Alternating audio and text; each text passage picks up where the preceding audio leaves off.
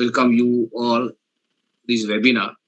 So, according to the lineup of today's program lineup, first I'm going to introduce what we are doing at UOLS University with respect to social entrepreneurship and social enterprises. And then I will introduce the resource person to everybody. And then next, at the end of this presentation, we can have Q&A session, question and answer session, and then we will finish the webinar. So then, once again, very good evening to everyone, and once again, I welcome you all to this webinar. And then, first of all, let me go through my presentation to explain what we are doing at UBL Cell with regard to social enterprises.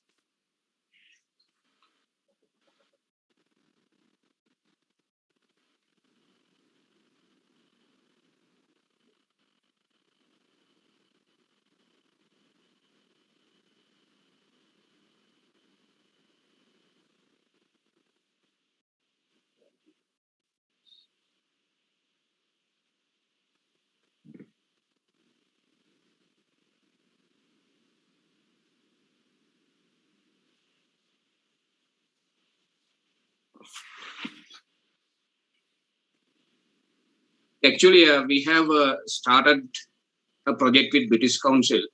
So that is to establish a social enterprise incubator at UOLS University. So this came as a project. That the name of the project was Social Enterprise Support Sri Lanka Project, and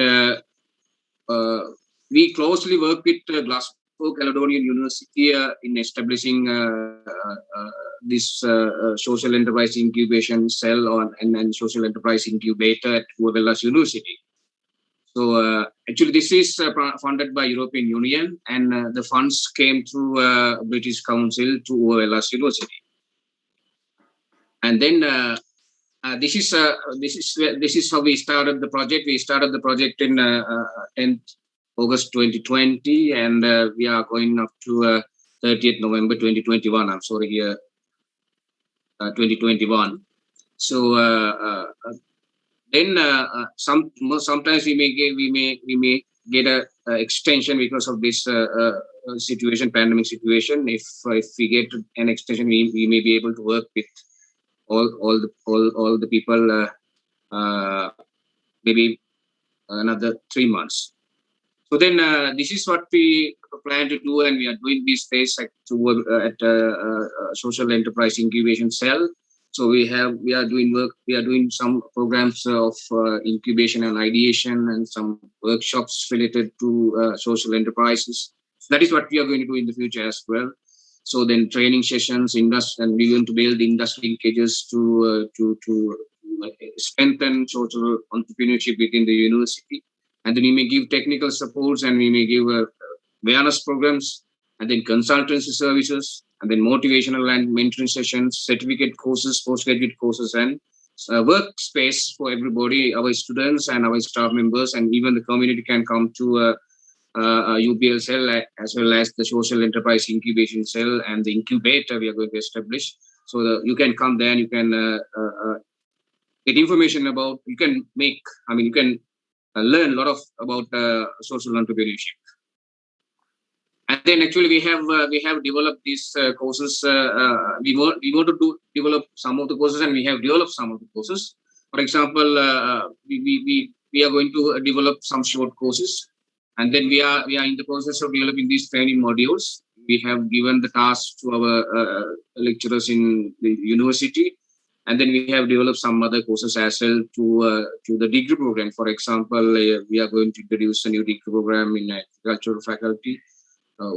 There we introduce several courses in postgraduate level as well as in undergraduate levels. And then even in the management faculty, they are dealing with this social entrepreneurship. And also we have a lot of plans to work with the community in Ua province. And then we have been actually working with Glasgow Caledonian University very closely, and they have given us several programs, And these are the programs that we have done with, actually that is their suggestions, and they contributed a lot in these programs. So we went through these programs at Glasgow Caledonian University. And then we also did some capacity building workshops, and they are our Dr. Kumudu Jayavardhan was the resource person in that case, because she's the expert in that area in the management faculty, and she's the team leader in this project, SCSS project. So she conducted several workshops for our undergraduates earlier.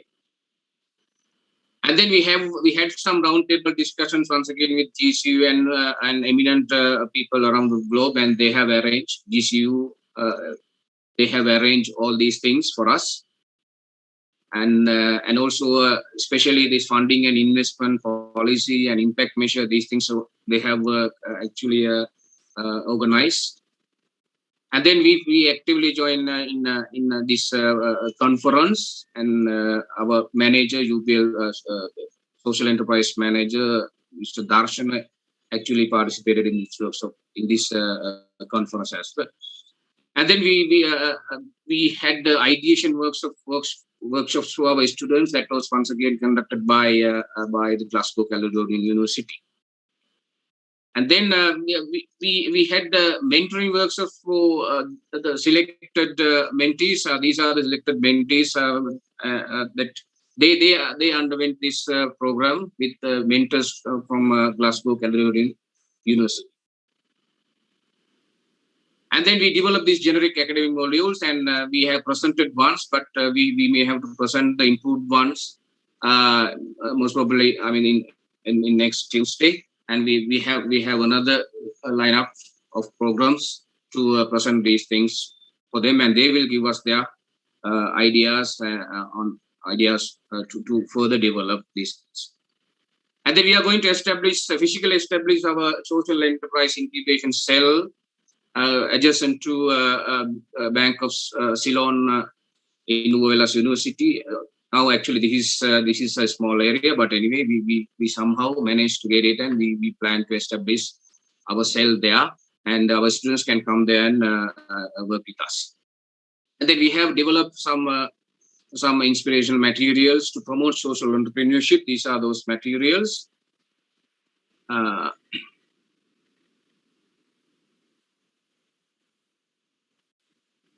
And also, we want to actually promote startup culture within the university. So in that case, we want, especially with regard to social entrepreneurship, in that case, we call for social business proposals, and they have submitted. We got more than 50 proposals, and then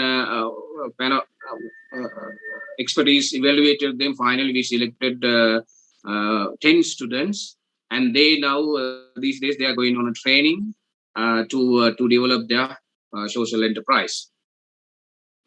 And finally, when the project is over, we want to have a large event. So that is, we call it as SAY 2K21. So that SAY 2K21 most probably will be held at the end of the project. So if the project ends in November, so we will have this program in November. To showcase our ideas, and then to show our startups. If we have any, we want to show them, and then we may have to show the success stories. And there's a huge lineup of this for this actually SAY 2K21 final event. So everybody is invited for this. So that is something that I want to talk about for this. The project, SCSS project, Social Enterprise Sri Lanka project. So now it's time for me to introduce our resource person for today's webinar. Actually, when our students, in the sense we have selected 10 students for a training program, and when we were training them, we wanted to get the international exposure for them. So in that case, we thought of inviting one of the resource persons from Glasgow Caledonian University as Mark, Professor Mark. He was working with us very closely, so we thought of inviting him. He he actually generously accepted our invitation, and he's here today to give his thoughts on social entrepreneurship and give his thoughts on international experience. So let me introduce himself. I have taken his credentials from his website, from the Glasgow Caledonian University website. So Mark Majewski Anderson is the Director of Research and Innovation at Glasgow Caledonian University, and has helped to embed social innovation as a core part of the university's mission, as well as overseeing the university's research and innovation portfolio. He leads several international cooperation projects around the world, in Latin America, Southeast Asia, Africa, Central Asia. One of his main focal areas is setting up community-facing social innovation support units, specifically dedicated to helping universities engage with their local stakeholders in order to confront societal challenges. He has established 16 of these units in Latin America, in Chile, Colombia, Brazil, Panama-like countries, and in Myanmar, Cambodia, Malaysia, and Thailand. And he coordinates a thing called a SIKE, that is Southeast Social Innovation Network. So he coordinates SIKE, social innovation through knowledge exchange, and establishing similar units in UK, Spain, Portugal, Croatia, and Germany. Other projects have focused on areas such as research, innovation, internationalization, disability support, female entrepreneurship, in a range of countries, including Indonesia, Iran, India, Kyrgyzstan, Georgia, Kenya, Tanzania, and Uganda. And above all, he has been working with us under this project, and he's really, he is a nice guy, I must say like that. So over to you, Mark, Professor Mark. Thank you so much, Sampath. That was a very lengthy introduction, a very kind introduction, and hopefully some of the references you've used there will come up maybe in my presentation. And I'm going to share my screen now, if that's all right with everybody. Hopefully you can see that okay? Yeah. Fantastic. I think just a couple of ground rules here, because I'm very aware that it's this kind of giving a presentation virtually can be quite challenging for everybody. So I think one of the things I would really ask you to do is, if you have any questions, or if you haven't understood something I've said and you want me to repeat or explain, please put it in the chat, or and I'll try and keep my eye on the chat as I'm talking. So I will just keep there. But if you have any questions as well. Sampath has given me a list of things he wanted me to talk about, so it feels a bit like homework. I have to make sure I've done everything correctly, and I hope that I've included everything he wanted me to include. But please, if you want to ask more questions, or you want me to expand on something, please feel free to do so, and I'll be delighted. Okay, I think with that, I think I'm going to make the start. So, and just a brief introduction. Sampath gave a great introduction to myself, and very nice that is too. I think I'm going to confess something that maybe Sampath didn't mention very kindly, but maybe I should confess it, that I am a director of research and innovation, but I'm not a researcher. Now, a lot of people would tell me that makes me not very qualified to be a director of research and innovation. But for me, I think it gives me a certain advantage, because I'm very conscious of what researchers and what universities should be doing for society and how we can help society. The other thing that Sampath didn't mention maybe is something that's very special to me, which is that I actually spent my honeymoon in Sri Lanka, and Sri Lanka is my favorite place in the world.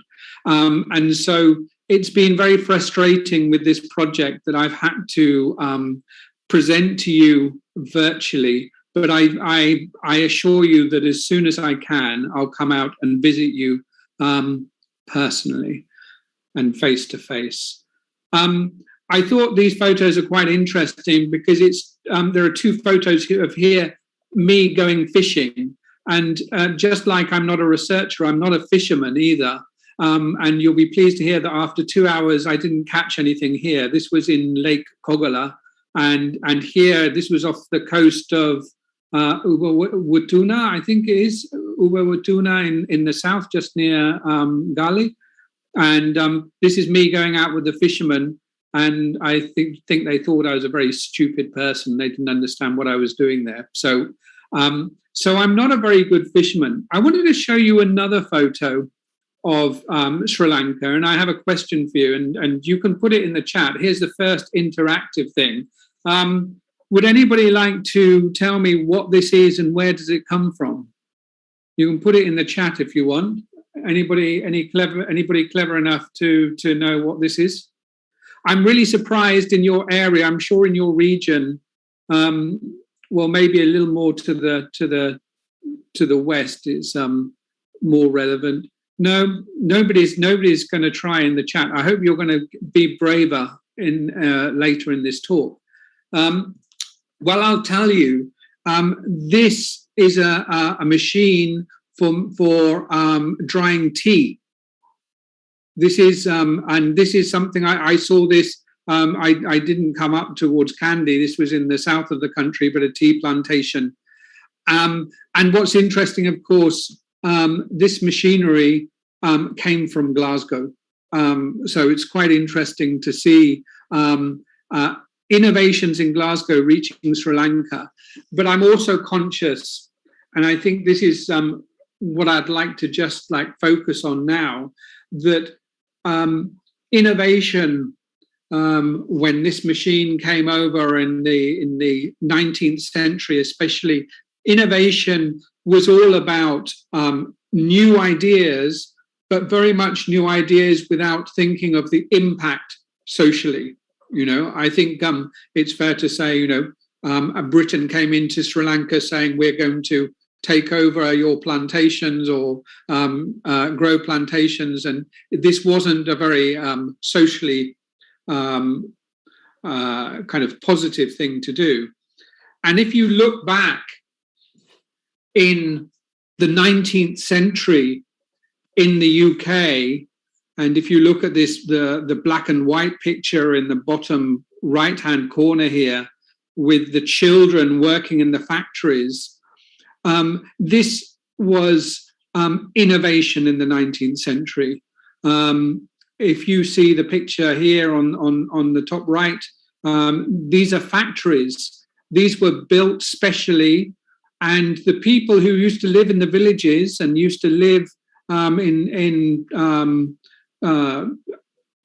rural conditions and were very happy were suddenly forced to go to the factories. And they were forced to work in terrible conditions. Now, this picture is a factory in Scotland near Glasgow called Lanark, New Lanark. And if you have a chance, have a look at it. It's very interesting. And if you ever come to visit me in Glasgow, I will definitely take you there. Now, New Lanark was a typical factory. It used the water. Originally, it used the water to drive the machinery, and then later used coal.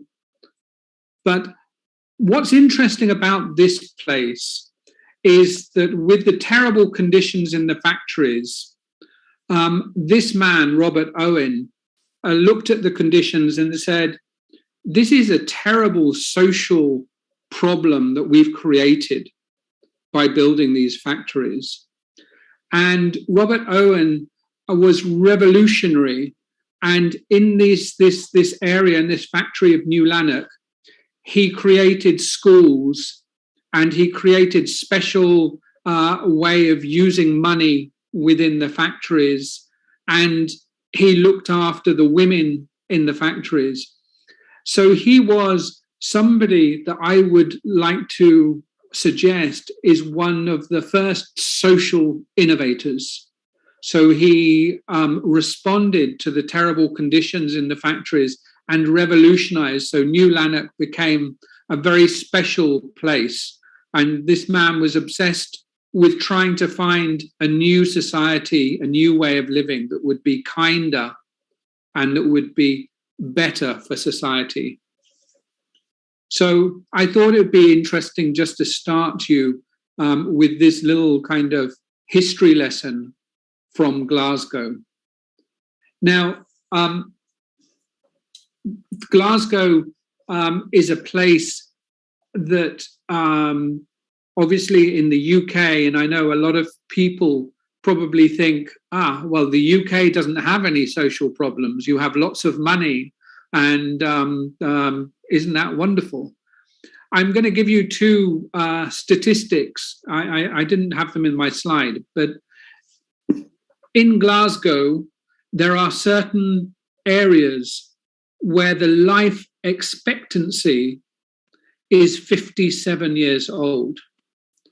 If you think about that, 57 years old, I'm sure it's a lot lower than Sri Lanka. So one thing is really important to remember, that social problems, social challenges do not just depend on money. Obviously, if you have money, it helps. But a rich country like the UK still has neighborhoods in Glasgow where there's terrible deprivation. And this is not because there's no money. This is because of education, it's problems with drugs, problems with diet, with what people eat, and also violence, violence from gangs. So I think one of the themes that will come up again and again in this talk is to remember that when we're dealing with different areas of the world, different countries, we all have different challenges, but they're all similar challenges. And I think it's really important when we're looking at the internationalization of social innovation to remember the one question I always ask: what is the context? And everybody has a different context. And I want you to think about this, because one of the worst things that can happen is when everybody goes, okay, they're doing this in Silicon Valley, or they're doing this in the UK, and we're going to do the same. But different countries, different regions have different realities, and you need to adapt to those realities. So anyway, let's look at innovation. And I think I should mention that my talk is about social innovation, which includes social enterprise, social entrepreneurship, but it's a lot wider. And I want to think about this for a minute.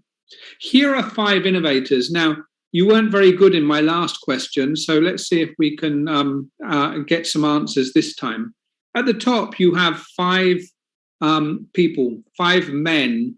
Kumudu is terrible. There are too many men who are social innovators. We want more women. But these are innovators, okay? Now, I wonder if you recognize them. So let's have a little game here. We have these 5 gentlemen at the top, and below them, 1, 2, 3, 4, 5 innovations. So can anybody match the face with the innovation? Okay, so the first face here, which of the 5, you can write a number in the chat, which of these 5 did this man here, what's he responsible for? 1, 2, 3, 4, 5. Anybody? Nobody knows? Nobody recognizes this man? Aha!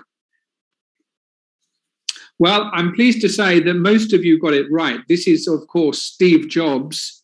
and he was the innovator who created Apple Mac and developed that. So yes, all your answers are coming in. So well done. Yeah, absolutely. But it gets more difficult now. That was the easy one. Let's ask this one. What about this gentleman here? What about this one? 1, 2, 3, 4, or 5? Which one is he responsible for?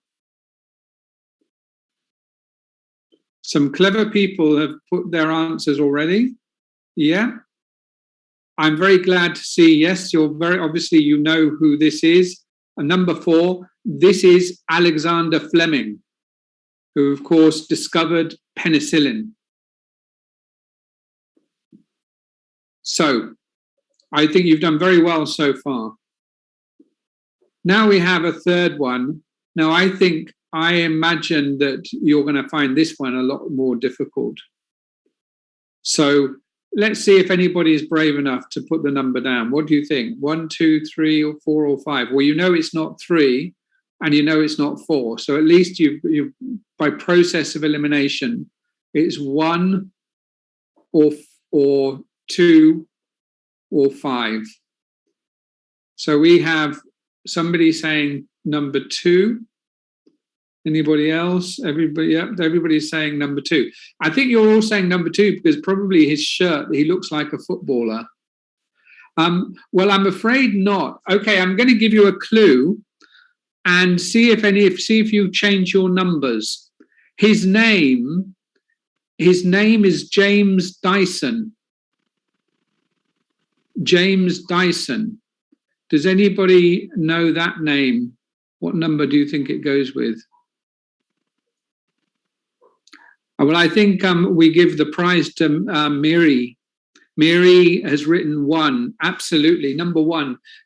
James Dyson basically is an innovator, a British innovator at the moment, one of our most successful innovators, who makes hand dryers and hair dryers and also vacuum cleaners for cleaning your carpets. You don't have carpets in Sri Lanka, so you probably don't see this.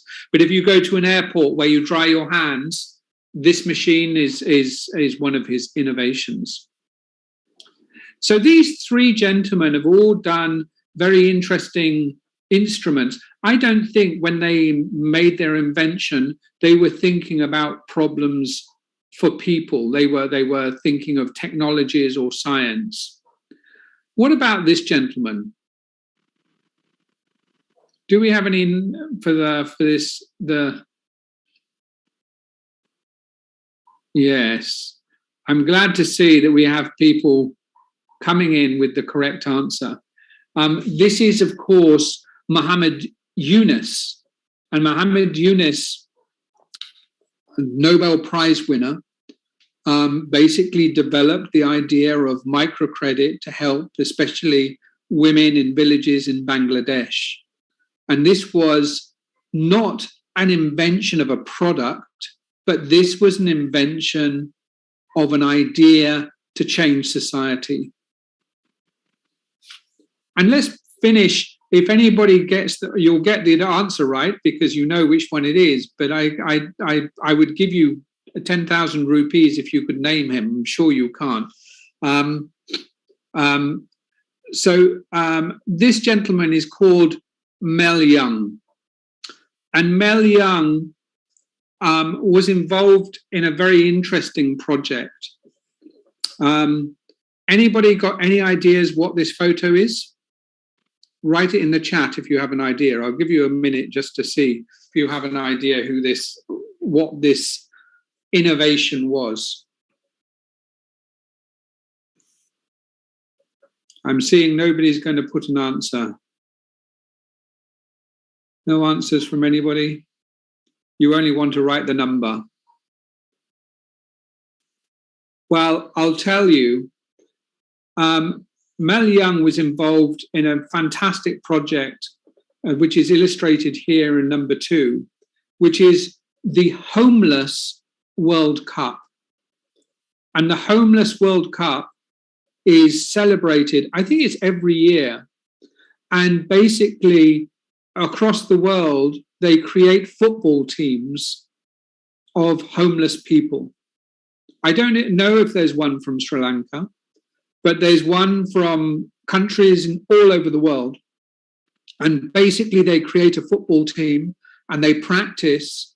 And then once a year, they are gathered together and they play football. And this photo is from when the Homeless World Cup was played in Glasgow, but it's in a new country every year. And Mel Young was one of the people who began this tournament, really to give homeless people dignity. Now, this is not just a silly quiz. One thing I want to really show you here is that social innovation has similarities to ordinary innovation, because ordinary innovations can do us good. You could say that Alexander Fleming and penicillin helped the world massively. You could also say that Steve Jobs helped, and James Dyson created cleaner hands. But all these people, they went in thinking of an idea, but the last two, Muhammad Yunus and Mel Young, they saw a problem and responded to this problem. And there's a subtle difference, and they're very similar. And I will repeat, the other problem is what we see is here, our world always looks at men who are doing these things, and it would be lovely to see more women involved.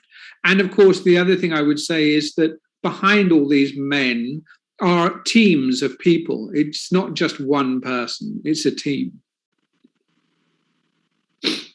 So social innovation, I want to underline, is not about necessarily creating a company. If you look at these projects, and some of these projects you will know, I'm sure you know World Wide Web and Wikipedia. All these are social innovations, but often they're not social enterprises. Okay? Magazines sold by the homeless, this was connected to the Homeless World Cup as well. This may have formed a company, but carbon trading wasn't, or fair trade wasn't. There are different types of social innovations. And the important thing about a social innovation is that it has this process. This has become very famous and very well used, maybe used too much. And it's called the social innovation spiral.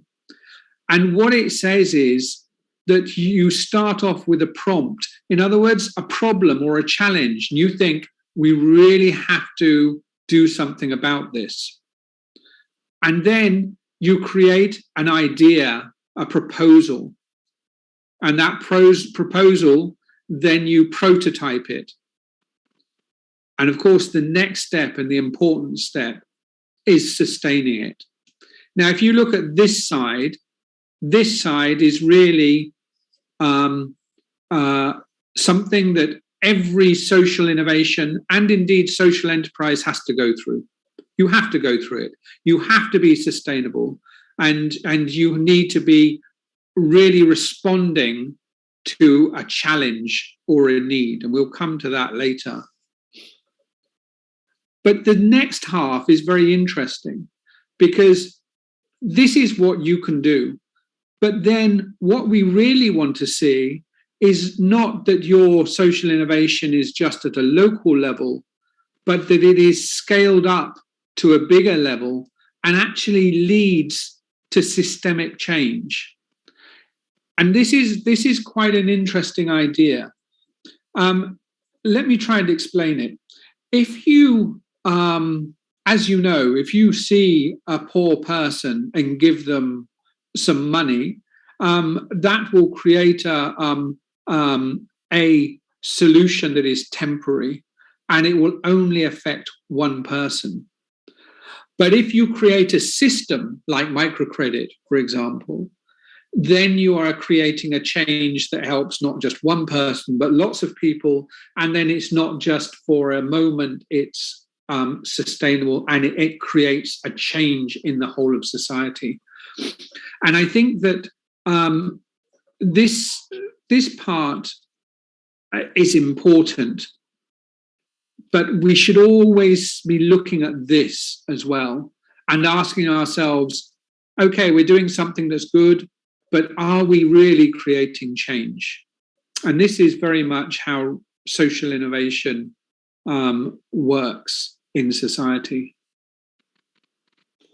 Now, as I said, I was talking about these kind of people like Muhammad Yunus and Mel Young, and we could say, oh, they're great heroes. But I think what's important, especially now that social innovation, social enterprise is becoming more prevalent, we have to recognize that this kind of phenomenon has an ecosystem around it. It's not just one person, it's a lot of structures. And so if we look at our social innovators and the communities that they're benefiting, they need some kind of space, and very often physical spaces, to help them develop their ideas. And this is what Sampath has developed and launched in the university. And this is really important. And universities are really important within this space because we can create spaces, we create knowledge, and also we can create virtual spaces to promote and to evaluate ideas. So universities are in a prime position to support social innovation. But the other thing that's really important is they represent the link between social innovations and policymakers. So when I was talking about creating systemic change, I think it's very important that we bring in policymakers and we're able to evaluate social innovations and demonstrate to policymakers that this idea is really impactful. It makes change happen. It's going to create, and then public policymakers are willing to invest in these ideas. And one of the biggest problems with social innovation, including social enterprise, is that it is more difficult to demonstrate success. If you are a company, if you're Steve Jobs, it's very easy. You say, I've sold 5 million computers. It's easy. You know, I have made this amount of money. That is the indicator of success for any company. I have made this amount of profit. Social enterprises, they need to be sustainable, but what they really need to do is to be able to show that they've created change, that they've made change happen. And if things haven't changed, that social enterprise hasn't succeeded. And so part and parcel of what we need to be able to do is to be able to measure impact, to show and demonstrate that we've created change. So around this ecosystem, you have lots of different players who can support you. And I think it's really important that you identify these people in your area. And we've talked to them and about them within this project. So hopefully I'm not repeating, but you first of all, you have to engage with the community. This is a really problem that we see over and over again, where students or social innovators create an idea, but they didn't engage with the community. So they developed an idea that maybe the community didn't want. There's an example I have of this. which happened in Ireland. And Ireland, the students saw a problem, which was there were refugees coming to Ireland who didn't have a way of making a living or occupying themselves. So the Irish students created a wonderful project where the refugees would make things, knitting. I don't know if you know knitting, out of wool. So they would make jumpers like this. So they would create jumpers or create scarves or hats. And that was the refugees, like the solution, they thought. So they gave these refugees the wool, the materials to do the knitting. And one day one of the refugees said to the student, excuse me, do you realize I am a qualified lawyer? Now you can imagine that this lawyer was a refugee, but they had very big experience and important qualifications, but the students didn't talk to them. So they said, oh, make a jumper, do some knitting. And it's really important that you understand your communities. There's another aspect, which is political commitment. It's very important that your countries, your universities, or whoever have a commitment to making change happen. And it's we all know that there are countries in the world where change is very, very difficult. And so I put political commitment here. This doesn't mean to say you have to have a democratic, open government committed to social innovation. What I mean here is that you need to be politically committed and to understand your political reality. We can't just dream. We have to understand how we work within this. And part and parcel, of course, is every social innovation needs to have access to finance. Access to finance, not because they want to make a profit, but because they want to be sustainable. There are some social innovations which may even not need any money, but most will need access to finance. I think it's also in a vibrant, in a healthy social innovation ecosystem, we have open spaces for co-creation. And something that's really important that we see all the time is the importance of different people from different disciplines mixing. And I hope in your incubation center you have this. If you have all engineers, or if you have all social scientists, or IT or something, you want to mix people because they will give ideas. So somebody has an idea and then somebody comes along and says, I know how I can create an app to help you with this idea. So it's very, very much to do with creating open spaces for co-creation. And also programs to help people to scale up, to make things bigger. It's no point somebody just working at a very small scale and saying, well, this is very nice and I'm helping, a few people. We really need to look at how you scale up, and including this path to internationalization. Are there ways, are there pipelines to help you develop relationships? And hopefully by the end, you'll see some pipelines that we've developed.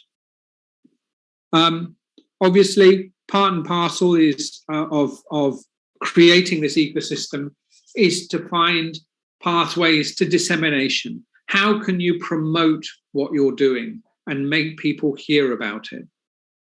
And finally, what I like to see is mentoring from people who've done it before, not from academics, not from policymakers, not even from incubation managers, but from social entrepreneurs who know what it's like and know how they've done it.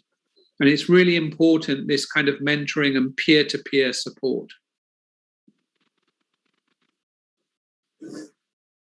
I just wanted to say a little bit about how social innovation works within a university. And this is really part and parcel of how innovation works in a university. And every university really looks at innovation itself. And if they're not doing things correctly.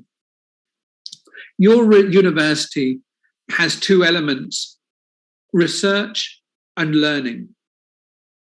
Yeah, you have your researchers and you have students being taught. And this is basically helps to evolve your knowledge. But if your knowledge is just internal, it has no value. I had some fantastic ideas last night, but I didn't tell anybody, so those ideas mean nothing. Yeah. So while your ideas are internal, they have no value. What you need to do is then to apply the knowledge through creativity, and then to exploit, to use that knowledge, and then externalizing it. And when you externalize it, when you take it out of the university, it has impact. And that impact, usually within a university, when they create an idea, they, like Steve Jobs, they lead to money. People make money. And this is the process of innovation within a university. And universities across the world are involved in this. And it's a process that's supported by government and by business because it's a very healthy dynamic. It's also called knowledge transfer or knowledge exchange now, whereby the university and the external world are creating a relationship, engaging with each other. So how does social innovation work? And for me, and this is what I believe, the only difference is this, that the value is not money, it's social value. So the value is the changes we are making to our society. And going back to my point, this is why it's so important that we're able to demonstrate the impact and how we've made changes. Okay, I'm just going to talk about my university for a minute, because this is a university and I'm able to, this is only just been published. Maybe it isn't even published. Maybe it's a secret. So I'm giving you something that other people don't know about. This is the university's 2030 strategy. And for me, it is very, very special because the first mission of our university is defined as to be a world-leading social innovation university. Now, I have to say that I started talking about social innovation to my university in 2012. So what's that, 9 years ago, and they ignored me. And only little by little did the university realize how important this was. And so part of this is this delivering transformative education, so really making change happen, and then creating impactful research and purposeful partnerships. And I hope our partnership is a purposeful partnership, and to be globally connected. And finally, to be able to be engaged, and a university for the common good. And this is our motto of the university. If you see the university for the common good, in other words, to help people. So we're not here to make money, to make wealth, but to really help society.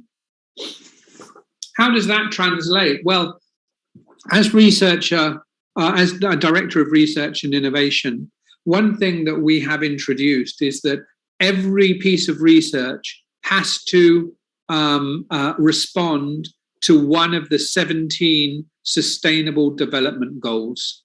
And this is extremely important to us, so that all our researchers must be focused on the SDGs, and they must be looking at helping change, helping make the world better. Now, this has had a great success. You have to understand Glasgow Caledonian University is a modern university.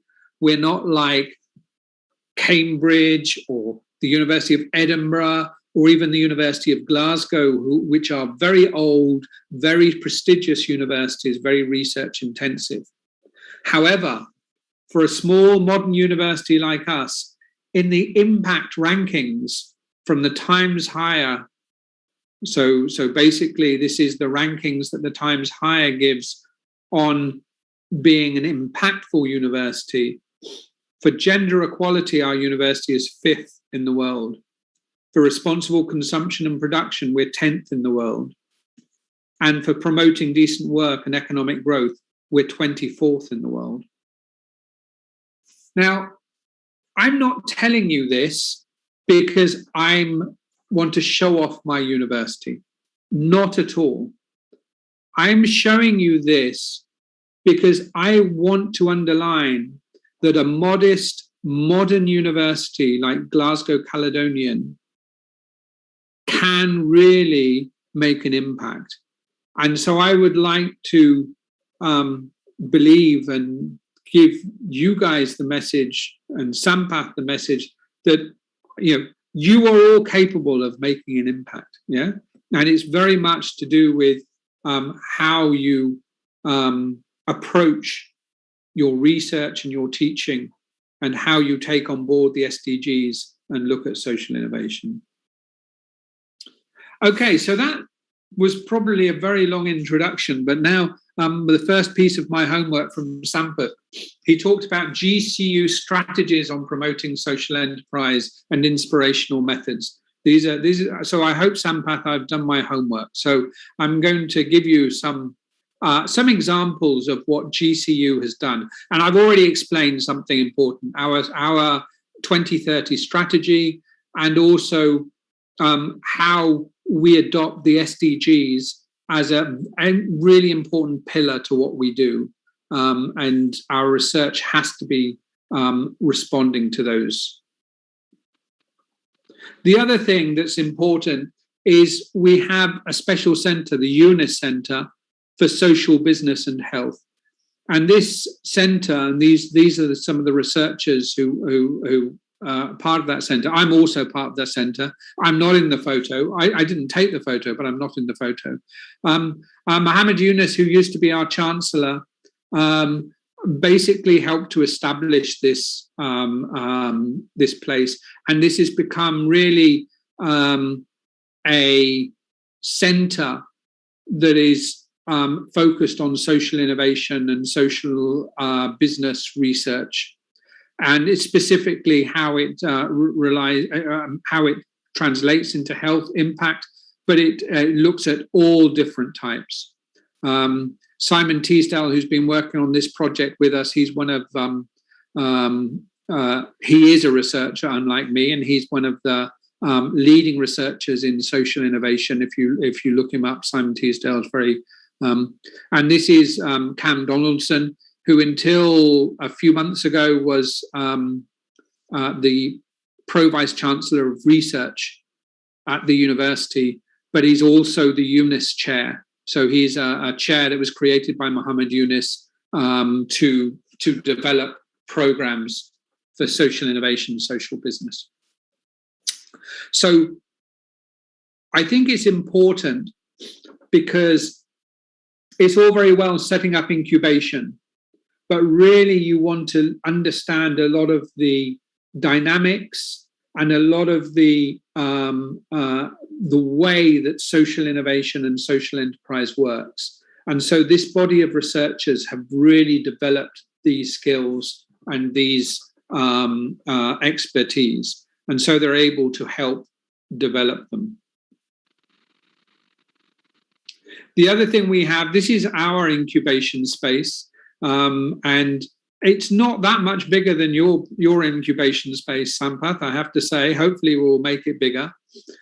This is obviously, as you can see, a virtual reality and for serious games. And Sampath mentioned the project Social Innovation Through Knowledge Exchange. So we have an incubation space but also, and I'll talk about it in more detail in a minute, we have a space that's not just about incubating students' ideas, but is also about working with the wider ecosystem. So we work with investors, and we work with policymakers, and we work with other social innovators. And this dynamic is really, really important, so that it's not just students working in the space. I should say another challenge is always, and I think Sampath, I don't know if you've become familiar with this, that an incubation space is very similar if it's an incubation space for companies, all kinds of companies, or an incubation space for social businesses and social enterprises. And there's a question of how are the two different, and how can you make them different? And do we say, if you're not a social enterprise, you can't come in here? No.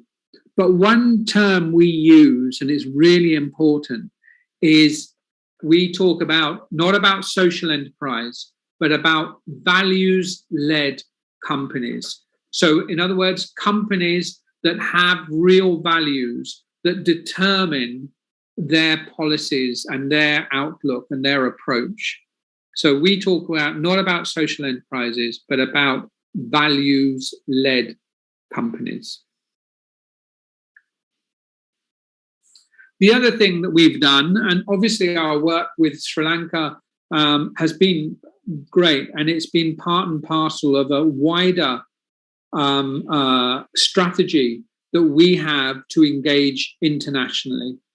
We have a unit, the Global Challenges and Sustainable Development Unit, and we've basically, as Sampath mentioned, developed a whole series of projects: Southeast Asian Social Innovation Network, a Latin American Social Innovation Network, and social innovation through knowledge exchange. These were all funded by Europe. But more recently, our work with Uwa Walasa through the British Council, and we've also created a wider network called Social Innovation Linkages for Knowledge Exchange. This network was with the British Council and universities and practitioners from Vietnam, from Hong Kong, from Philippines, Indonesia, Malaysia, and I think I've missed one, and Korea. And this is a project that we're looking to, and I'll talk about it in more detail later. This has really become a project where we're hoping in Sri Lanka to use some of the methodologies in Sri Lanka and some of the tools developed, but also across different countries across the world. Okay, this is the next question that was from Sampath, is about any research academia opportunities on social entrepreneurship. And now I'm going to take a short breather. I've actually been talking for some time now, and you're probably sick of my voice. So I would like to just introduce you briefly to our master's program that we have been that we've developed in GCU, and it's designed to encourage and facilitate and deliver social innovation. And as you can see here, I was talking about before, it's social innovation in private, public, or third sectors being NGOs. So across sectors, not just for social enterprises. And it basically looks for a mixture of people who have critical, intellectually curious, as well as entrepreneurial. And not just academics, but also practitioners who have that knowledge and the mindset to look at tackling problems. And if you can see the whole range of different areas that we deal with: ethics, governance, responsible leadership, global social entrepreneurship, social innovation and alternative economic forums, human rights, gender and development, and professional practice, applied social marketing, social finance, etc., etc. So I'm going to shut up and let somebody else, and hopefully this will work, a few people talk about the Masters in Social Innovation.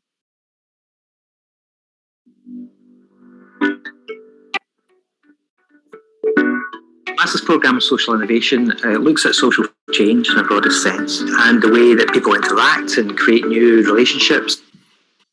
Sorry, I just want to check. Can you hear that? I'm going to put subtitles on as well, but can you hear it okay? Yes. Okay, fantastic. I'll just start it again, and this time with subtitles. Master's Programme of Social Innovation looks at social change in a broader sense and the way that people interact and create new relationships, particularly with government, civil society, etc., in order to create positive social change. As a society, we face a number of persistent challenges, and it is difficult to address those challenges.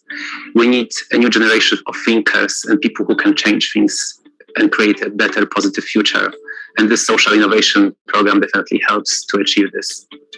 The good thing about the MSc in social innovation is that it's not really limited. It doesn't limit you to one thing that you can do afterwards. It just like opens so many doors. And this is what I'm saying. Like somehow all my colleagues from the MSc are doing something that was inspired by the work we've done in the MSc. Glasgow is a great place. People are really friendly, and then this is somehow reflected also into GCU's environment. So I think it's a small part of Glasgow. GCU is part of Glasgow. It's making Glasgow as well. It's a great place to come to study social innovation. You'll be taught and learn alongside some of the world's leading scholars in this area. One of the real advantages of this course is that because we have so many partnerships with universities and social innovation entities throughout the world, there'll be a lot of opportunities for students to engage with these partnerships and with these networks. And so I think that it will be an essential, integral part of the program of this engagement at all different levels. When you put together our profile in terms of common good and social innovation with Scottish Government's commitment to social enterprise and social innovation, you have a kind of perfect sweet spot of learning and of research and of an environment where social innovation is really well thought of and nurtured, and it's the ideal place to come to do your master's. An MSc in social innovation could be of interest to practitioners who may wish to understand more deeply the theoretical background of the topic itself, but also to students who may wish to explore further the practical applications of social innovation in different contexts, as well as the theoretical applications of the concept. It will allow people to get sort of practical insight, hearing from people who are involved in social innovation on a day-to-day basis, but also to learn the sort of theory behind that, which, if they want to, could allow them to go into their own sort of research careers, or it could be used to sort of inform them going out into the field and starting up their own forms of social innovation. It's absolutely a life-changing experience for me.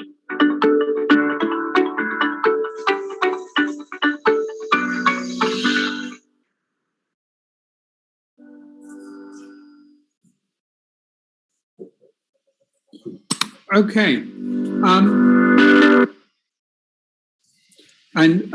Before we go to, I've got another short video. This is from a student and talking about their own experience. I just want to remind you all that the chat is open for you to ask any questions as I'm talking. So if you want any information about the masters, etc., I can give you anything that I can give. And I think I'll show you this video, and then we'll go on to a different section of my talk. But I'll go ahead with Jack Randall, who's going to tell you a little about his experience.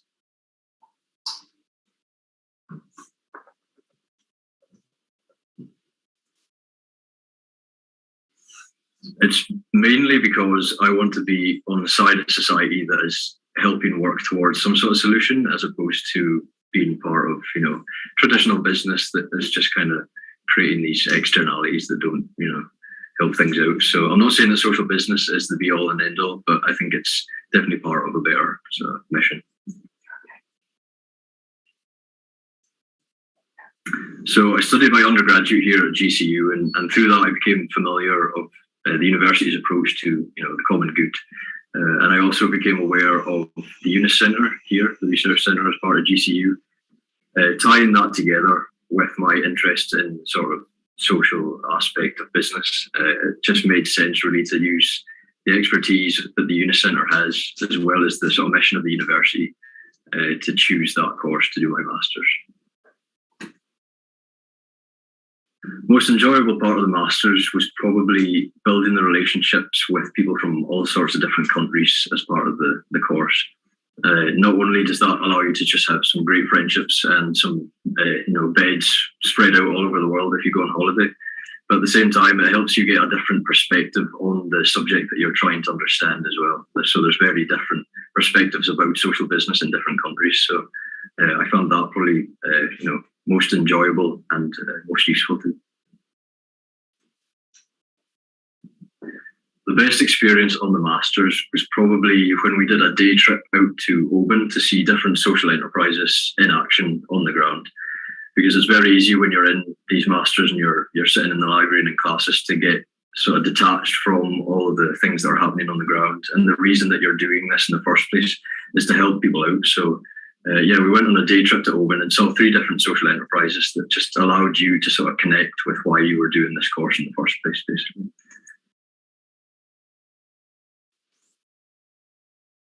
One of the first opportunities I had when I started the Masters was when Professor Mohammed Yunus came to the university, and he did a sort of masterclass seminar on social business. And obviously he is, considered as one of the founding members of the social business movement. And so I learned a lot from him, and I don't think I would really get that opportunity elsewhere, obviously with his strong ties to our university.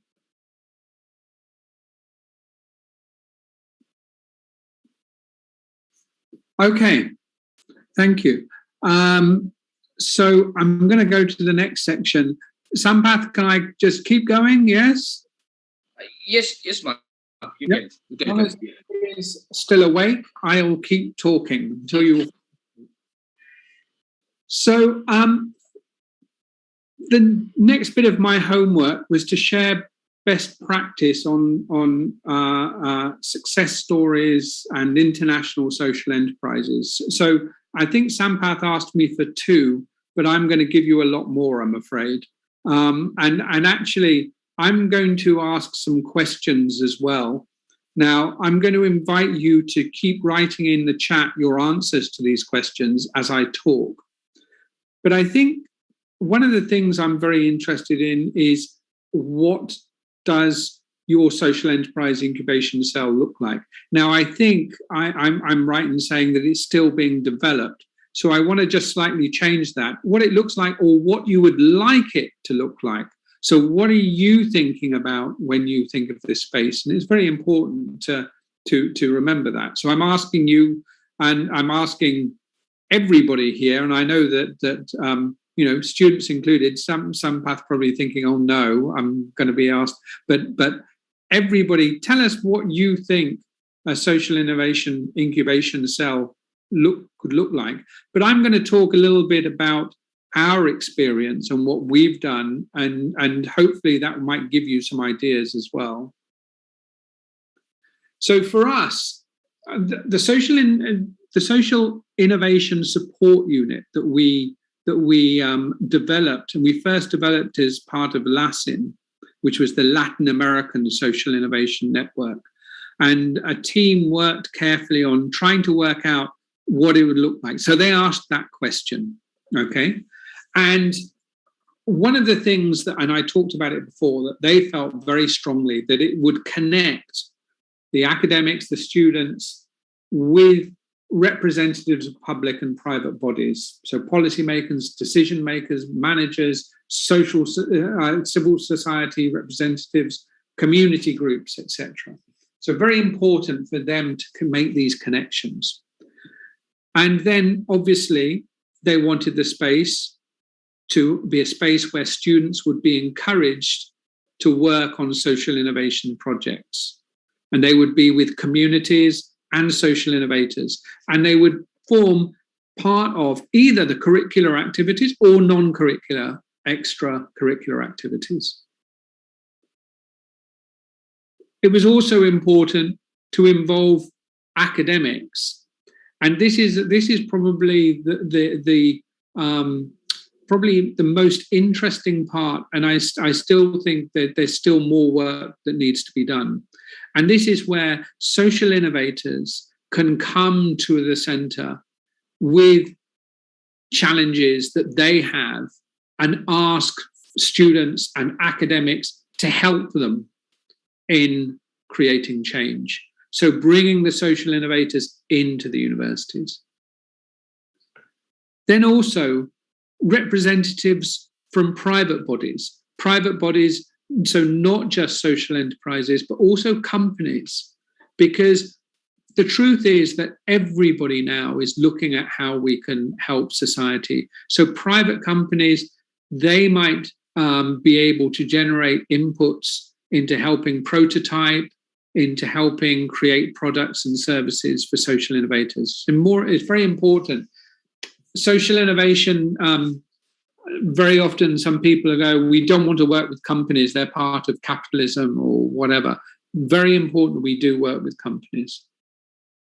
And as I said before, representatives from public bodies, so public managers or public servants, and who they can look at their current policy and how they can help support social innovation, including perhaps access to finance and projects. And I think it's important that this social innovation support unit should incorporate experts. So people, as I said before, social entrepreneurs, social innovators who really have had experience and can help to mentor people who have new ideas. So this is the kind of thing that we thought of. And we also characterize some of the characteristics, and this is the kind of thing that you might like to ask yourselves about your unit. The first was its strategic position. So who does the unit report to? In your case, the cell. Who is it? Is it part of a faculty? Is it the part of a department? Or is it across the university? Is the principal of the university directly looking at the results, or is it embedded within a smaller area? So strategically, where are you located? Do you form a kind of a small minority part of the university, or is it part of the main action? Now, we can't determine that. For years, I was working in like a silo. People weren't interested in my university in social innovation. So it's something that we just have to work on. It's also important to define your stakeholders. So define the people within the ecosystem that you're going to bring in. Think about the physical space. Think about how that. Now, I've seen some photos from Sampath of the space. I'm really looking forward to seeing photos. I don't think that it's furnished yet, but I'm sure it will be soon. Yeah. So it'll be interesting to see how it's decorated, how it's, and what equipment. Do you have equipment, and what equipment do you have at people's disposal? This can range, and I'll be talking later about some examples where some people had 3D printers and virtual reality equipment, but others in Myanmar, for example, just had sewing machines. So you have to choose the equipment to match your local reality and your context. And finally, what is your communication strategy? How do you communicate to other stakeholders, other universities as well as the main stakeholders.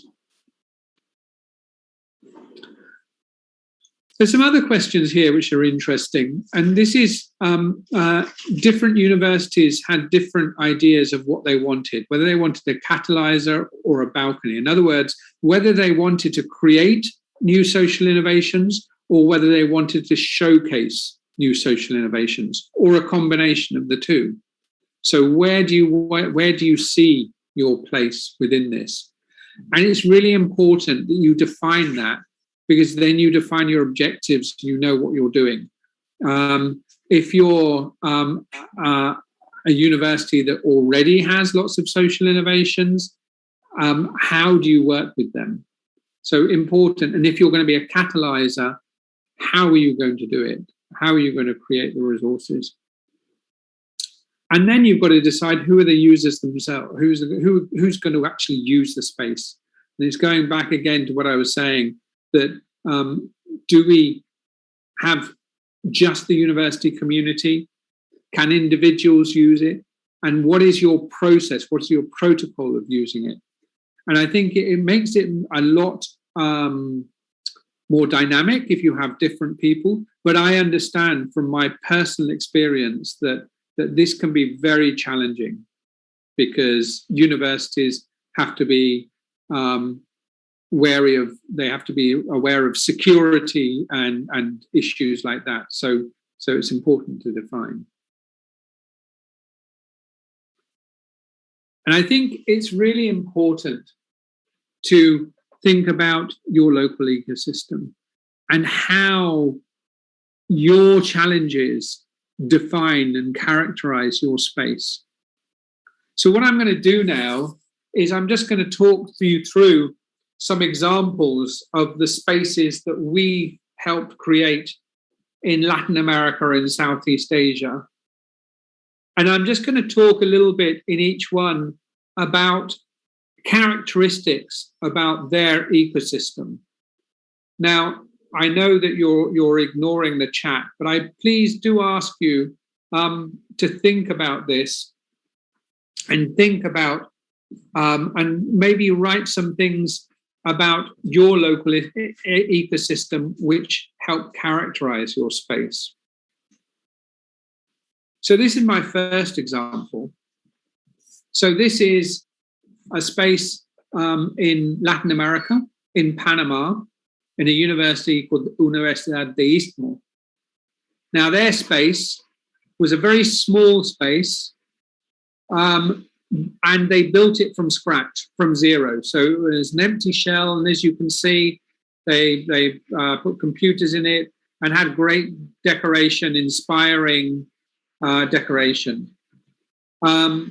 This was a university that really had no innovation support. It's also very important. This was a university that had a lot of online students, so they developed a lot of online support. One of the great advantages this university had was that the principal of the university was really the person who was overseeing the space, and obviously this was a great advantage. This is another space in Panama. And in fact, this university, the Universidad Católica Santa María la Antigua in Panama, this was a university that had different campuses around the country. So because they had different campuses, they had smaller units within the country, outside the main university. But these photos are from the main university. Now, the interesting thing about this university was that it was a Catholic university. And because it was a Catholic university, already it had a lot of commitment and a lot of connections to their community. And so this meant that they were able to work very, very quickly by combining their social services program that worked within the communities with their entrepreneurship program. And so it was a combination of these two different aspects. Now, this is a place in Colombia. This is Bogota. And if anybody knows the history of Colombia, they've been emerging from a really some terrible violence, and there's still terrible violence in the city and in the country rather. And this is an interesting project because this is a restaurant, and it's a restaurant where the people working in the restaurant are from different sides in the conflict. So when there was a civil war, and they're from different sides in the conflict. So they were once enemies and now working together in a restaurant. So this was a university that was very committed, and they had a whole floor in the university, but they had massive social challenges. This is another one in Colombia, but this was in Medellin, which was the center of violence. This was, if you go to Medellin, it is they have lots of hills, and in the hills and the neighborhoods there were violent gangs. Especially in the 90s and the early part of this century, there was some terrible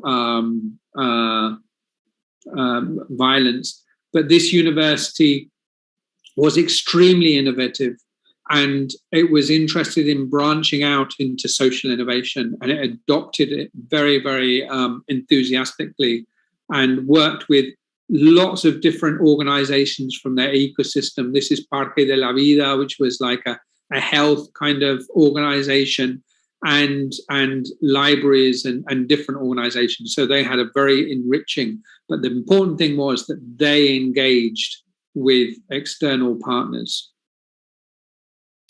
This is an example from Brazil, from the University of Brazil, or from the Universidad Federal Rio de Janeiro. Now, if you know, Brazil, in a similar way to Medellin, had a lot of challenges because of what they call the favelas, which were the slums around Rio de Janeiro.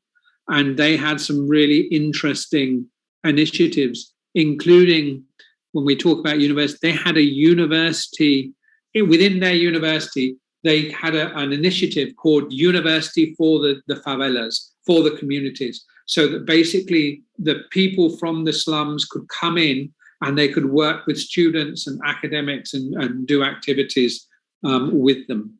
So this was a very interesting. The other interesting thing about this university and its unit was that it was very much embedded in design, and social innovation design is really, really important. How you design your ideas, how you prototype your ideas. So this university had a lot of experience in that.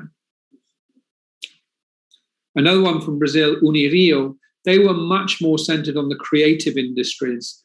So they worked with different artists to create their space. And so their space was really working in theatre companies, with musicians, and to create a dynamic from there. And the final country in Latin America, Chile, this is an innovation space in one of the universities that really was already developed as a social innovation space. And they have fantastic equipment, and they're part of a network. And I think we're going to talk a little bit later about networks, but the Ashoka University network was one of the networks that they belonged to. So they were working well. And then finally in Chile, in the Universidad Tecnológica Federico Santa Maria, this organization, this university, already had a very well-developed incubation space. But what they did was they created a new space for social innovation. And this university is very focused on engineering. And so the students there were mainly engineers. And so it was interesting seeing that their solutions.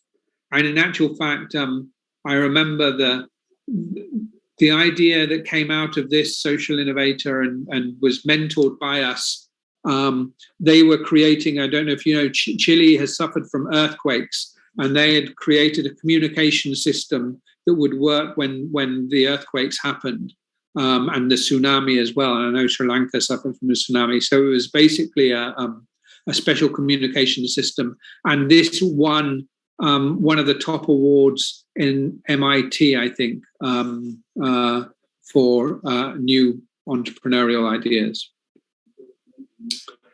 Now, I'm just checking in the chat. I don't think I've seen anybody's thinking about their own ecosystem. So I'm just going to quickly just the 4 countries in Asia that we worked with. And these are interesting. So this is in Myanmar, and Myanmar, very short of resources, but as you can see, they were developing ideas, prototyping with anything they could find. And they had a very strong emphasis on female entrepreneurship, and it worked very well. And they had amazing social innovation fairs with their students and social innovators from outside. This is Kasetsart and Thammasat University in Thailand, and they had an existing makerspace. A makerspace is a very interesting phenomenon. We're trying to get one in our university, and really giving students the equipment to prototype ideas. And so you can see here one of the parts of their makerspace. And they also, especially in Kasetsart University, this very strong emphasis on sustainable development goals. In Cambodia, we had 2 very different universities. The National University, the University of Management in Cambodia, and they created a really high-tech space with virtual reality, 3D printing, and one of their companies developed a robot for mine clearance, and it was really, really successful. We have the other university, which was much more on sustainable development and development projects, working with the students going out into the country, the wider country. And finally, Malaysia here, Sunway is a private university, and they had a very well-developed space and were very highly focused on SDGs, while UITM in Mara in Malaysia was based in a teaching faculty. And because it was in a teaching faculty, it's very much focused on how it could widen the initiative across the university for teachers, etc. So these are some of the spaces.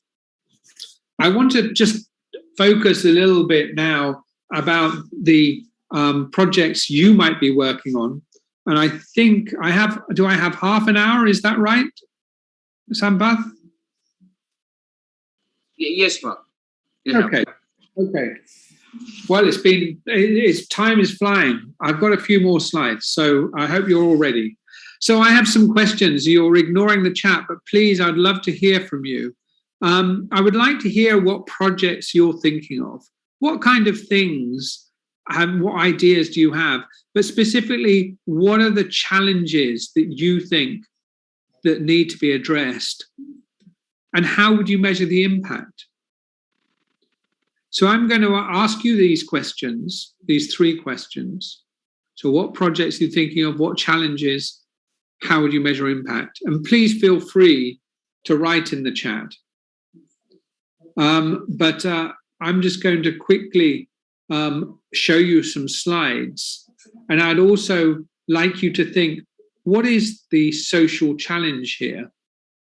And do you think you have similar social challenges in the Uba province? So this was one of the projects. This was a project by students called Guidelight, and it was in Thailand. And this project specifically aimed to help students who are blind and to integrate them in the university. So they provided them toolkits and learning materials, and did matching studies and workshops. So what do you think was the challenge here? What was the challenge? Is anyone going to write it in the chat?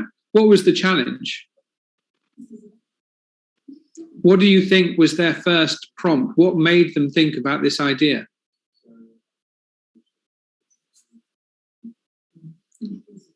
Nobody's going to dare answer me. Everybody's quiet. Well, I'm going to give you the answer, and hopefully you'll be able to give me the answer to some more. So very simply, the problem here was the integration of blind students, that blind students weren't being integrated in the university. So I want to show you that all of these started with a problem. You have to start with a problem. What is the problem you're trying to resolve? And so when they measure impact, their simple question is, how are blind students now integrated? This is one from Cambodia. Colour Silk Enterprise. And this project helped to restore silk weaving culture in Cambodia. And it also empowered rural women through income generating activities, so microcredit, etc. So same question, what do you think, what was the problem? What was the challenge that they had? And I see a very quiet chat box, so I will give you the answer. You'll get very bored of me giving the answer, I'm sure. I mean, yes, clearly there are two problems here. One was the declining silk weaving industry in Cambodia, but also the problem with gender inequality and the fact that women needed to be empowered. So gender inequality and the decline in the silk weaving industry. This was an interesting.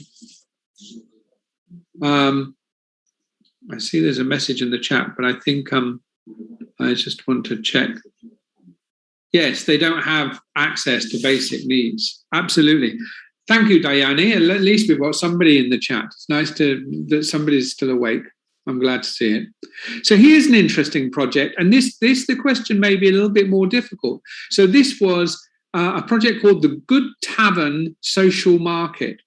And what it was is it provided a marketplace so that social enterprises could go and promote themselves. So what do you think was the issue here? Why did they decide to set up the Good Tavern Social Market? Why do you think that happened?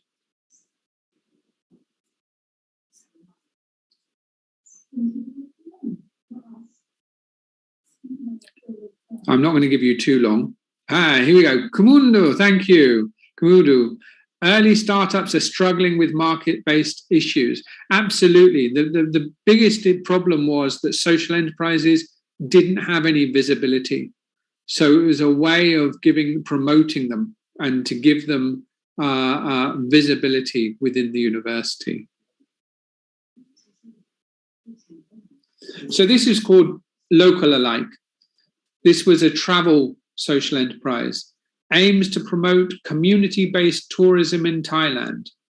The project has a mission to preserve local culture and ways of living to provide sustainable economic opportunities and livelihoods.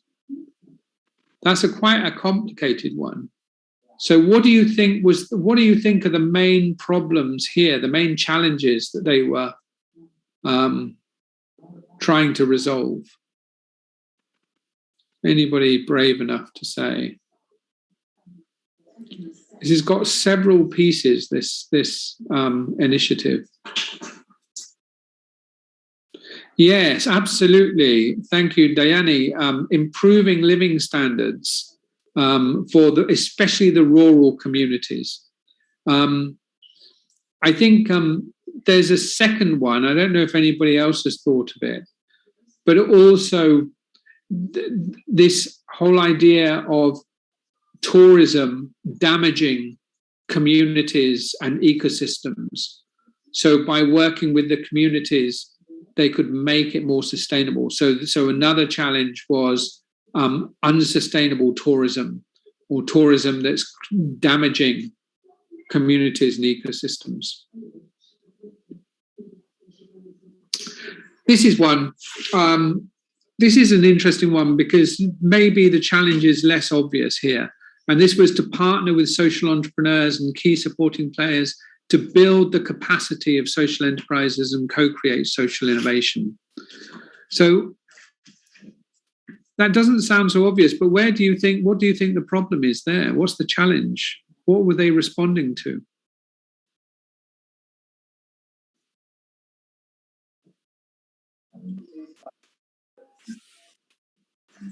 I think in this case, yes, sorry. I think it's like co-creation and competition. So these are staying ahead when it comes to social innovation and social enterprises. So not the competition or the cutthroat theories. I think that could be the motivation for this venture. Absolutely. Yes, absolutely. It's greater cooperation. And I think probably the issue was a lack of sustainable social innovations. They weren't sustainable because they were working in isolation, and they weren't working together, and they hadn't developed this co-creation approach. So thank you, Kumuru. This is an obvious one. Recycle Myanmar. Strive towards a rubbish-free society mission to raise funds by means of processing recyclables and create final products, and to care for children who have dropped out of school. So again, I think it's two. It's probably got a dual purpose. So two challenges it was responding to. So if you want to put in the chat or...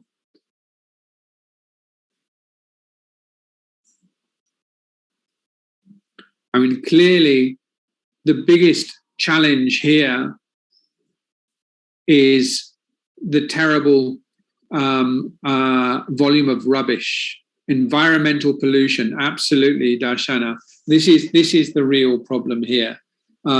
Environmental pollution, and as a byproduct as well. And sorry, is that because I've got so many things I can't see. Please go ahead. Is it clear? Yeah, the second aspect could be now, when you could see the countries like that, usually the school dropouts, because when they enter into a university, they find a clear path for their future. But if they don't have good results, and if they drop out from the school, they don't have kind of a visible future. Maybe the system wants to absorb them very clearly and use their labor in a meaningful way. Maybe that could be the reason behind this venture, I think. Absolutely. That's absolutely right. And very successful it is too. And it's a big problem. I don't know if it is in Sri Lanka, but it's certainly a big problem in Myanmar, in Cambodia. Is it a big problem in Sri Lanka?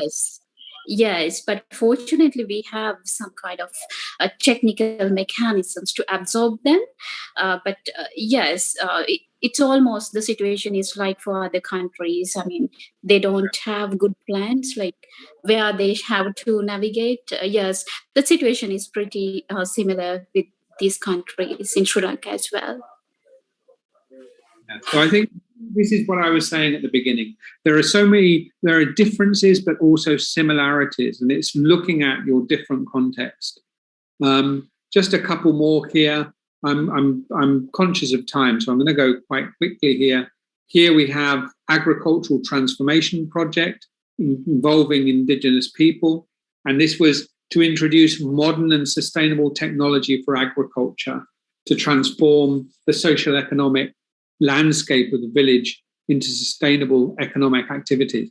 Now, this is so many different problems. One is like agriculture is damaging the environment. The other is indigenous people being marginalized.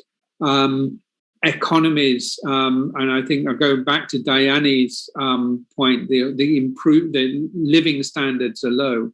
These kind of challenges are clearly a big part of this project. And this is the human library. I think this is the last one. And really, it's looking at how they can bring in people from different areas and different situations who have challenges socially to come in and talk to the students. And this problem, in actual fact, this problem was specifically about the fact the students, as I said to you before, hadn't engaged sufficiently with the communities to help them develop their social innovations. So this is the challenge that this was responding to. Now, I've got some videos here, and I'm conscious. I'm very sorry, Sampath. I think I'm running out of time here, but I'm going to, I will send you the links to the videos that people can look at. But basically, there are a couple of videos here. One is Enactus, and I'm just going to play this quickly. Do you have Enactus in Sri Lanka? Do you know, Sampath? I would... Sorry? I don't have, we don't have any, I think. Okay, I really recommend you investigate, because this is a competition that's open across the world. I'll just play you the video.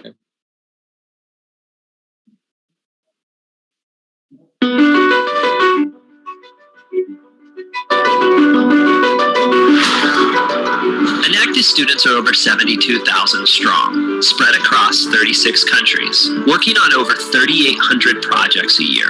That's over 7 million volunteer hours, impacting the lives of over 1.3 million people, helping to advance the United Nations 17 Sustainable Development Goals.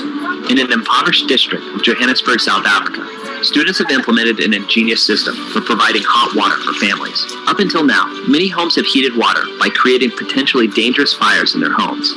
The solution the Enactus students are using involves creating solar geysers from discarded materials, literally turning waste into water, and a new business opportunity for this community. Enactus students from Mexico have started a company that turns discarded vinyl signs into opportunity for local families. This same vinyl that was once being discarded and sent to the landfill is now being washed, cut, and repurposed into stylish consumer goods, providing a livelihood and new social enterprise for local families.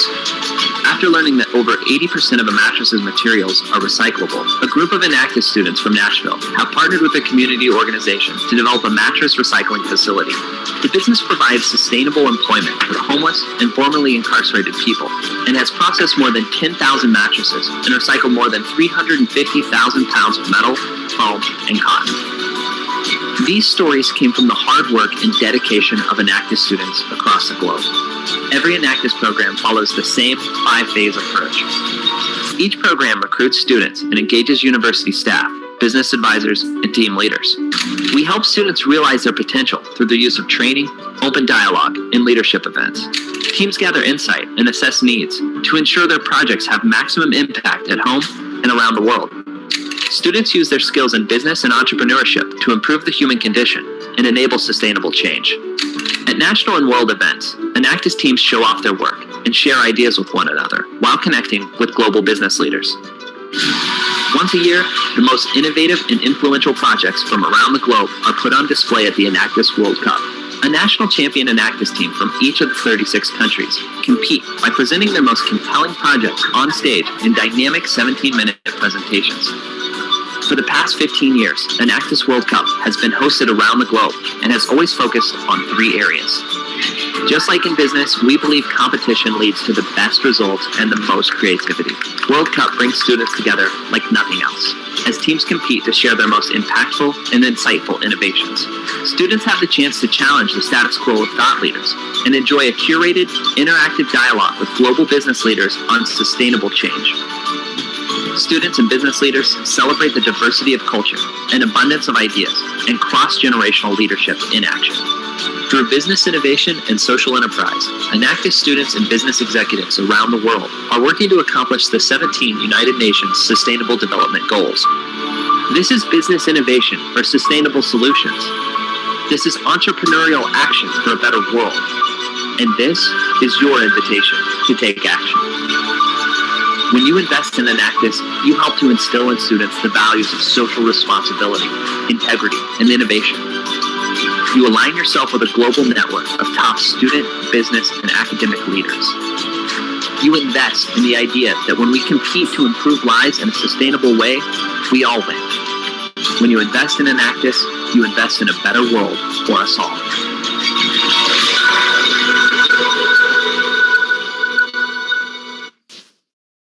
So I think it's something that I would really recommend to have a look at as a university, because I think I didn't have time to look, but I don't think Sri Lanka has one. But if you look at their site and get in touch with them, I'm not going to play this, but I think if people don't know about this, if you want inspiring videos, the TED Talks. I don't know if your students are familiar with TED here. I think it's TED.com. It's very simple, TED.com, and there are a whole range of different videos you can watch on this. This is a TEDx, but there are hundreds of videos you can watch of different inspiring ideas. And I think it's really important to listen to other people's ideas to inspire. I should say that the person who runs TED, Chris Anderson, is actually my cousin. But anyway, that's my claim to fame. But it's they're free videos and they're fantastic, very inspiring. I'll move on to the next, and I'll give you the link to this. This is Social Innovation Academy, and this is just a small innovation project in Africa, but it shows how much can be done through social innovation projects. So sorry, I don't think we're going to have time to look at them all now, but I'll send you the link, Sampath, because I think they'll be interesting.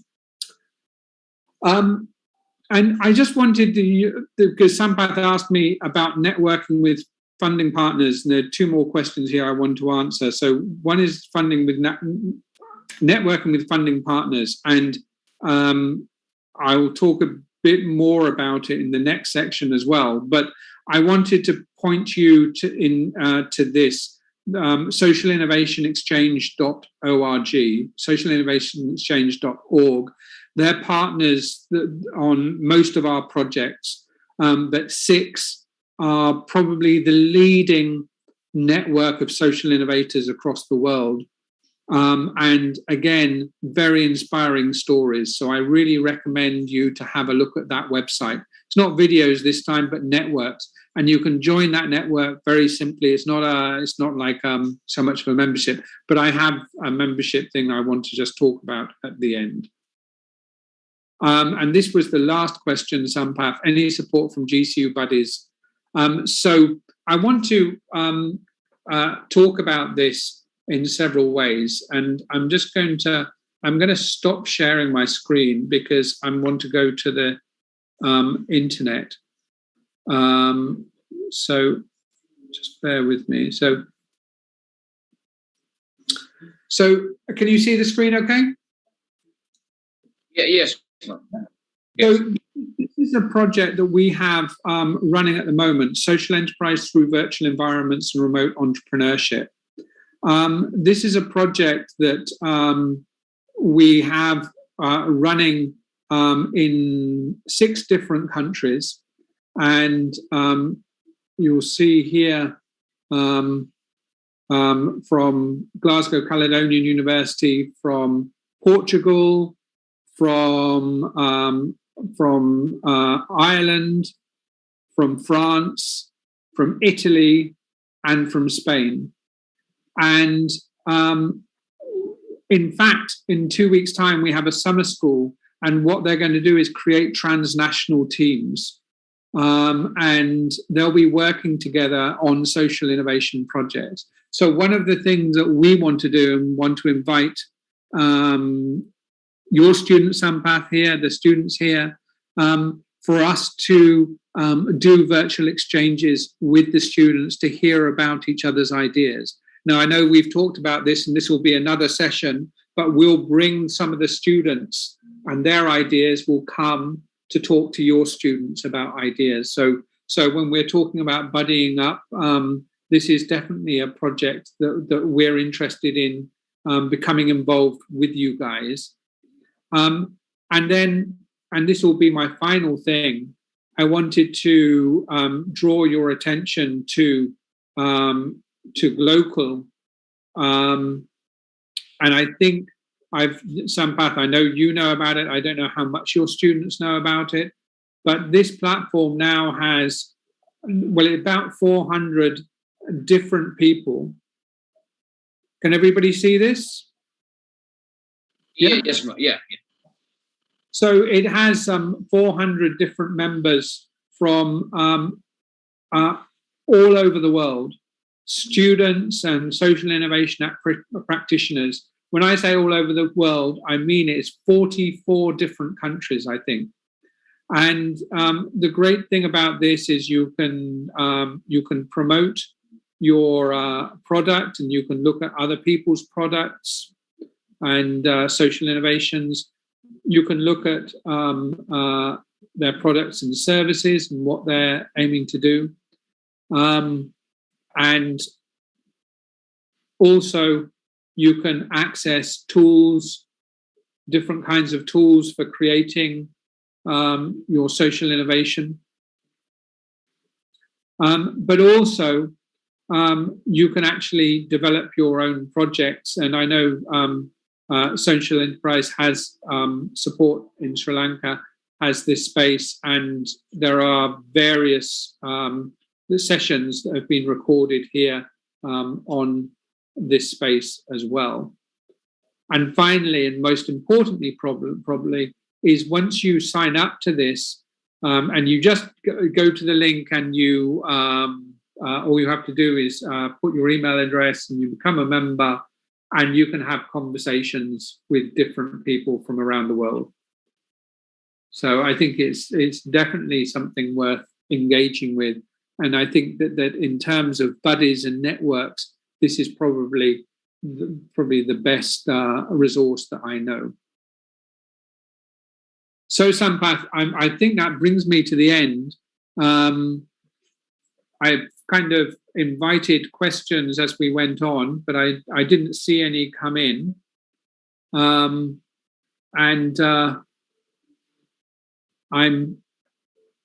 I guess we've got 2 minutes if anybody had any questions.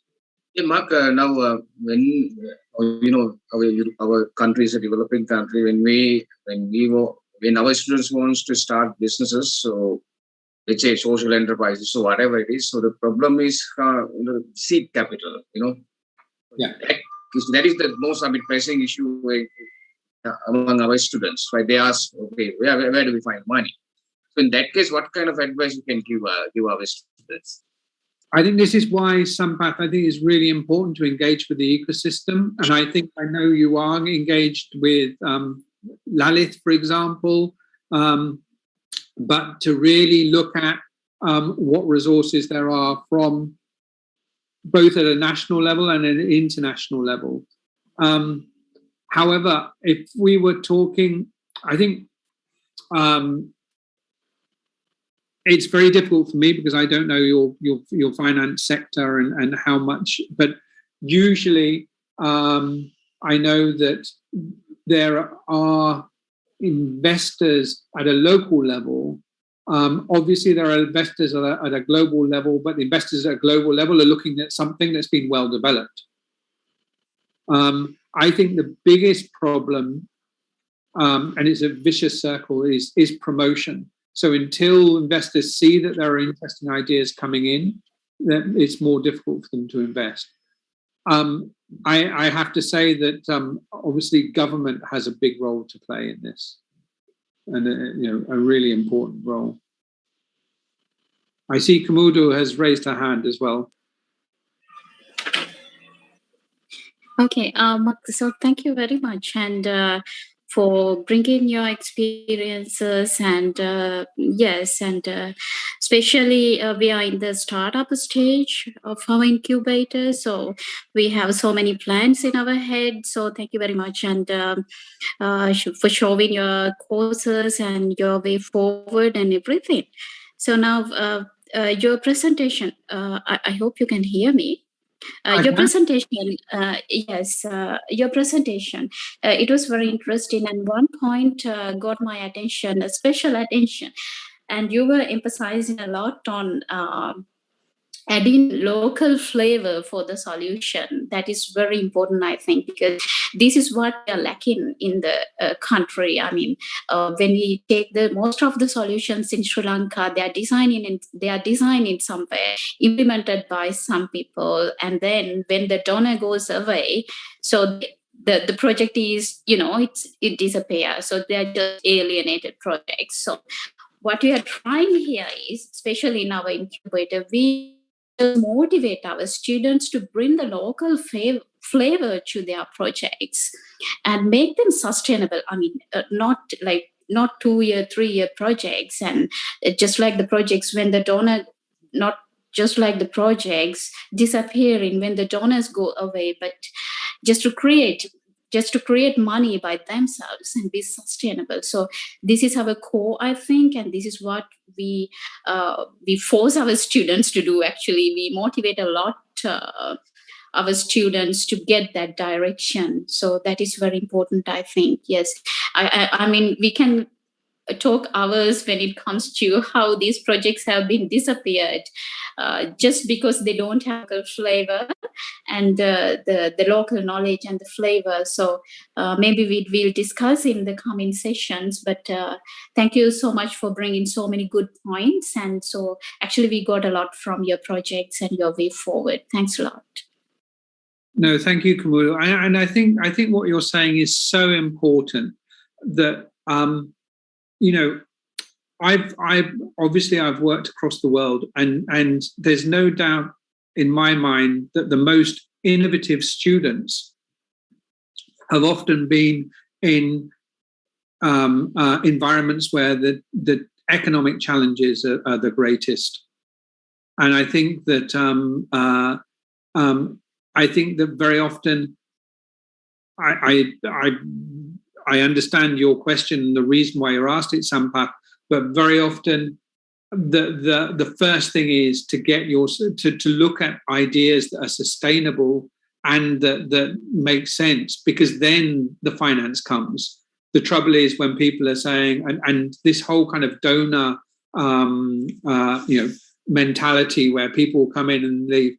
And I have to say, one final thing is that I was when I was on my honeymoon and talking to some of the people there who had great businesses, and then with the tsunami, the businesses had gone down and then they were building up. I was so impressed by the resilience and the entrepreneurial spirit of people I met out there. So I don't think I think it's a real challenge, but I think there's real potential as well. Okay, then,